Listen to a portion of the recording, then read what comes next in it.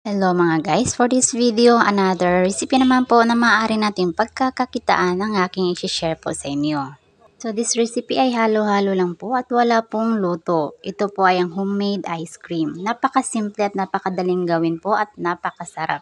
So ang flavor na gagawin kong ice cream ngayon ay cookies and cream. Pero may twist dahil lalagyan ko po ng marshmallow. Ang pinakauna po natin gawin ay dikdikin po ang ating cookies. So sa akin po ay gumamit lang po ako ng Bingo, 2 pakete. Tapos makita nyo may mani na rin, nidagdagan ko po para po may crunchy.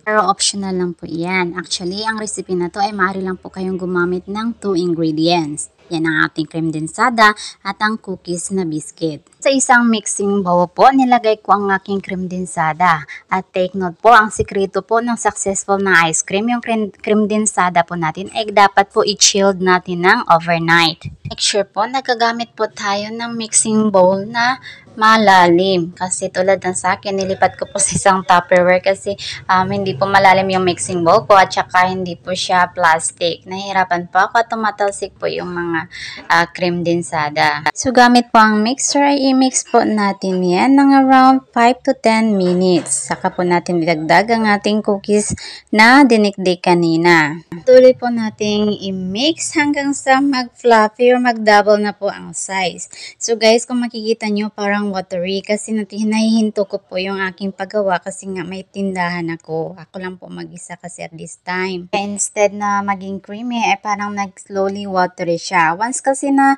titigil yung lamig or nawawala yung lamig ay parang maging watery siya. So I suggest pag nag-watery siya, pwede nyo pong ilagay sa freezer for around 30 minutes. Then after patuloy yung i-mix around 15 minutes again in a high speed. Yung pinakamataas po na speed ang gagamitin nyo para po maging fluffy. Kasi pag fluffy po, para pong dadami yung amount ng ice cream nyo. Pag watery naman po, ay kukunti lang. So, mas malaki yung kikitain nyo kung maganda talaga ang pagkagawa ng inyong ice cream. Pero wag po kayong mag-alala guys, kung hindi man po perfect yung pagka-fluffy niya, ay maganda pa rin ang outcome niyan tulad ng sa akin. Pag creamy and fluffy na po, ay okay na po yan at ilagay nyo na po sa inyong container. Guys, ang ingredients na to ay maaari nyong damihan tulad ng cookies at saka yung peanuts and marshmallow para po maging Rocky Road. Kung makikita nyo, mas mahal yung amount ng Rocky Road o mas mahal yung presyo ng Rocky Road. Masarap po kasi siya.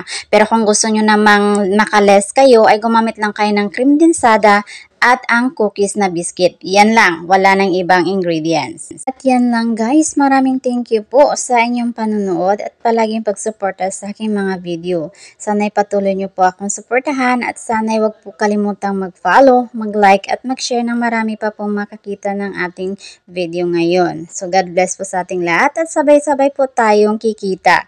Anyway guys, before ko makalimutan, ang freezing hour po natin ay around 4 to 6 hours or overnight or depende po sa kung gaano kalakas ang inyong freezer. At ang ating ingredients po ay ilalagay ko na lang po sa screen para po may guide kayo. Thank you and God bless po!